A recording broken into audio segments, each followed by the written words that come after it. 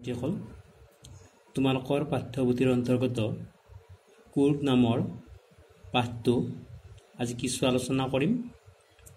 এই পাঠটো দুটা ভিডিঅ'ত সম্পূৰ্ণ প্ৰশ্ন সহকাৰে সম্পূৰ্ণ কৰা হ'ব।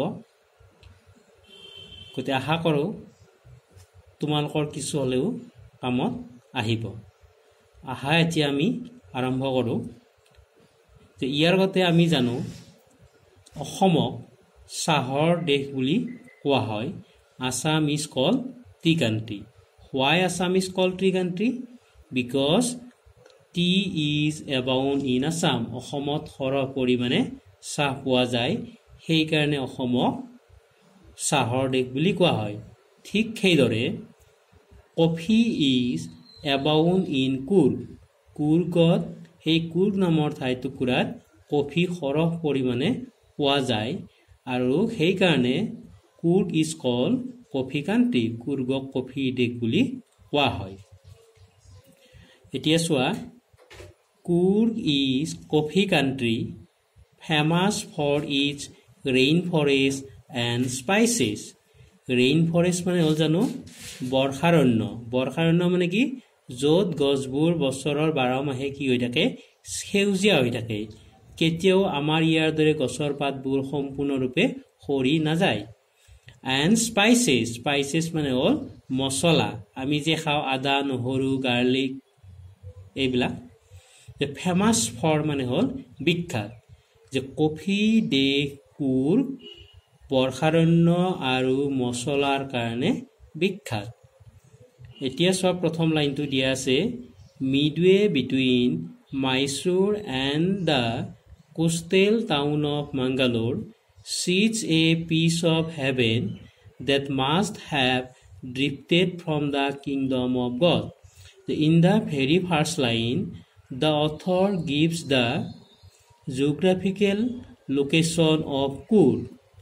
এই প্ৰথম লাইনটোৰ পৰা আমি গম পাওঁ যে কুৰ্গ ক'ত অৱস্থিত। where Kurg is situated. মিডৱে মানে মাজবাটত, অৰ্থাৎ মাইচুৰ আৰু কোষ্টেল মানে হ'ল উপকূলীয় চহৰ। সাগৰৰ পাৰৰ অঞ্চলক উপকূল বুলি কোৱা হয় আৰু তাত থকা চহৰখনক কি বুলি কয়? উপকূলীয়। যে উপকূলীয় চহৰ মাংগালোৰৰ মাজত, মাইচুৰ আৰু উপকূলীয় চহৰ মাংগালোৰৰ মাজত sits a piece of heaven, স্বৰ্গৰ এটুকুৰা ঠাই, অৰ্থাৎ heaven. We know' that heaven is a very beautiful place. আমি যদিও কোনো দেখা নাই, তথাপি আমি বিশ্বাস কৰোঁ যে স্বৰ্গ এখন ধুনীয়া ঠাই। Everyone like to go' to the heaven after death. যে মৃত্যুৰ পিছত সকলোৱে স্বৰ্গত যোৱাটো কামনা কৰে। কিন্তু ইয়াত যদিও কোৱা হৈছে a piece of heaven, actually Coorg is not a piece of heaven. আচলতে কুৰ্গ স্বৰ্গৰ এটা অংশ নহয়।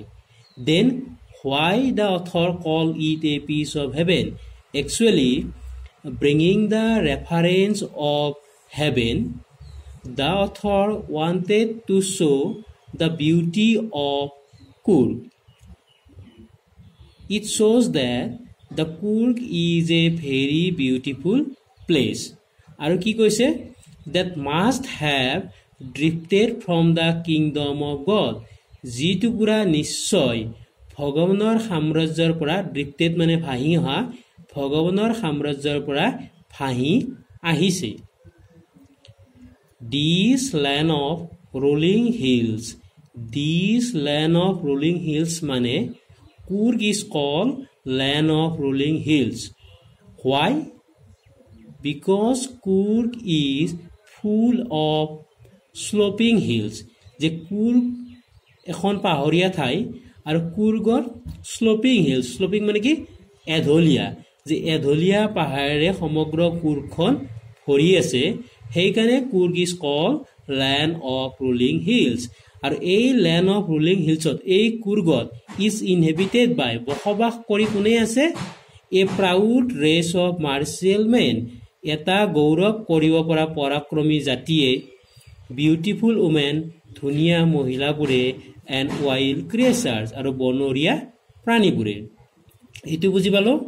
প্ৰথম লাইনটো আমি বুজি পালোঁ যে মাইচুৰ আৰু উপকূলীয় চহৰ মাংগালোৰৰ মাজত কুৰ্গ নামৰ ঠাইটুকুৰা অৱস্থিত। ইয়াত লেখকে ইয়াক স্বৰ্গৰ লগত তুলনা কৰিছে। কাৰণটো হ'ল যে কুৰ্গ এখন অতি ধুনীয়া ঠাই। আৰু দিছ লেণ্ড অফ ৰোলিং হিলছ মানে যে কুৰ্গ নামৰ এঢলীয়া পাহাৰেৰে আগুৰি থকা কুৰ্গত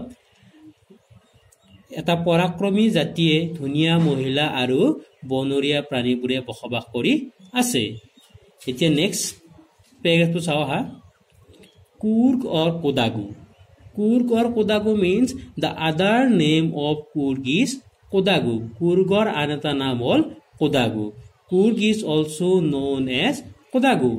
Coorg or Kodagu, the smallest district of Karnataka, is home to evergreen rainforest, spices and coffee plantation. What is Coorg or Kodagu? যে Coorg or Kodagu কি? যে Coorg or Kodagu is the smallest district of Karnataka. Coorg আৰু Kodagu হ'ল কৰ্ণাটক ৰাজ্যৰ আটাইতকৈ সৰু জিলা। আৰু ইয়াক কি বুলি কোৱা হয়? ইজ হোম টু, ই বাসস্থান। কুৰ্গ কাৰ কাৰণে বাসস্থান? এভাৰগ্ৰীণ ৰেইন ফৰেষ্ট, চিৰসেউজ বৰ্ষাৰণ্যবোৰৰ কাৰণে, স্পাইচেছ এণ্ড কফি প্লেণ্টেশ্যন, বন মছলা আৰু কফি বাগানবোৰৰ কাৰণে কুৰ্গ হ'ল হোম, বসতিস্থল। Evergreen rain forest cover 30% of this district. যে চিৰসেউজ বনাঞ্চলবোৰে কুৰ্গ জিলাখনৰ 30% ঠাই অধিকাৰ কৰি আছে। আমি যদি কুৰ্গ জিলাখনক কি কৰোঁ, ডিভাইড ইন 100 পাৰ্টছ, যদি 100 ভাগত বিভক্ত কৰোঁ, তেতিয়া 30% ঠাইতে 30 ভাগতে কিয়ে অধিকাৰ কৰি আছে? চিৰসেউজ বৰ্ষাৰণ্যবোৰে। During the monsoons it pours enough to keep many visitors away. Monsoon মানে হ'ল মৌচুমী প্ৰবাহ, মৌচুমী বতাহ। যে ডিউৰিং দ্য মনচুন, যেতিয়া মৌচুমী প্ৰবাহৰ সময়ত কি হয়? It pours enough. It pours enough মানে কি? There is heavy fall of rain to keep many visitors away. যে মনচুনৰ সময়ত কুৰ্গত যথেষ্ট পৰিমাণে বৰষুণ হয় আৰু এই বৰষুণে পৰ্যটকবিলাকক কুৰ্গত যোৱাৰ পৰা আঁতৰাই ৰাখে। আমি আগতে পাইছোঁ যে Coorg is a very beautiful place. Coorg এখন বৰ ধুনীয়া ঠাই।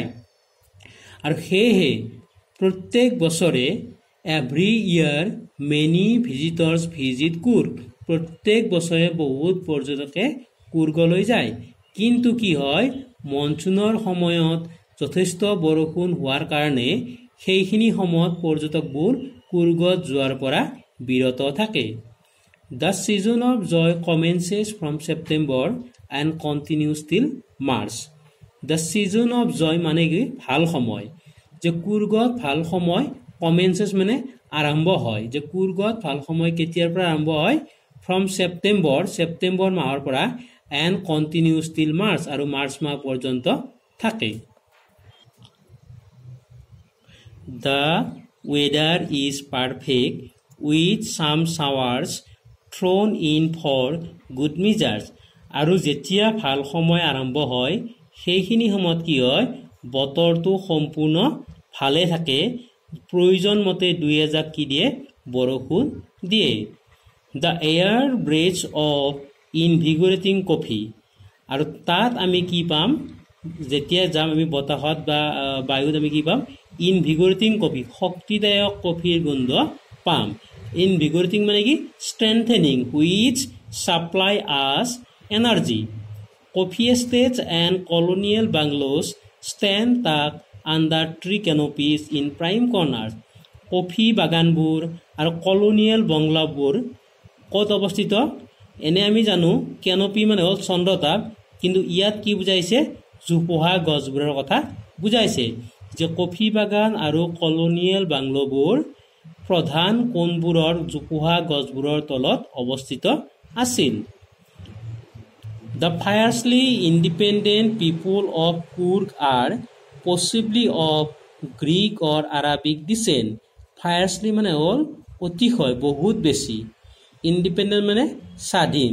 যে অতিশয় স্বাধীন কুৰ্গী পিপুলসকল সম্ভৱতঃ গ্ৰীক আৰু আৰবিক মূলৰ ডিচেণ্ট মানে মূলৰ as one story goes a part of Alexander's army moved south along the coast and settled here when return became impractical যে কুৰ্ক ব্যক্তিসকল হ'ল সম্ভৱতঃ গ্ৰীক নাইবা আৰবিক মূলৰ যে আমি গ্ৰীক মূলৰ বুলি আমি কেনেকৈ গম পাওঁ যে এটা প্ৰচলিত কাহিনী আছে সাম পিপল সে কিছুমান মানুহে কয় এ পাৰ্ট অফ আলেকজাণ্ডাৰ্ছ আৰ্মি তোমালোকে আলেকজাণ্ডাৰ নাম শুনিছা এগৰাকী বিশ্ববিজয়ী বীৰ আছিল যে আলেকজাণ্ডাৰৰ আৰ্মিৰ দল এটাই কি কৰিছিল দক্ষিণৰ ফালে উপকূলৰ পাৰে পাৰে গৈ আছিল আৰু যেতিয়া সিহঁতৰ কাৰণে উভতি অহাটো ইম্প্ৰেক্টিকেল মানে অসম্ভৱ হৈ পৰিছিল সিহঁতে তাতে কি কৰিছিল they started to live there permanently তাতে সিহঁতে স্থায়ীভাৱে থাকিবলৈ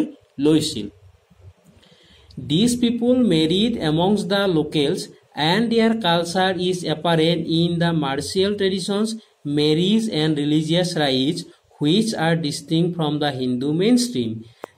After starting to live there permanently, tate sthayiভাৱে থাকিবলৈ লোৱাৰ পিছত সিহঁতে কি কৰিলে they married amongst the locals সিহঁতে স্থানীয় লোকৰ লগত বিয়া বাৰুৰ সম্পৰ্ক কৰিলে and their culture is apparent আৰু সিহঁতৰ সংস্কৃতিবোৰ স্পষ্ট হৈ পৰে in the martial tradition সিহঁতৰ যিটো যুঁজাৰু পৰম্পৰা আছিল মেৰিজ বিয়া বাৰু and religious rites আৰু ধৰ্মীয় ৰীতি-নীতিত which are distinct from the Hindu mainstream আৰু যিবিলাক কি আছিল মূল খুঁটিৰ হিন্দুতকৈ বেলেগ আছিল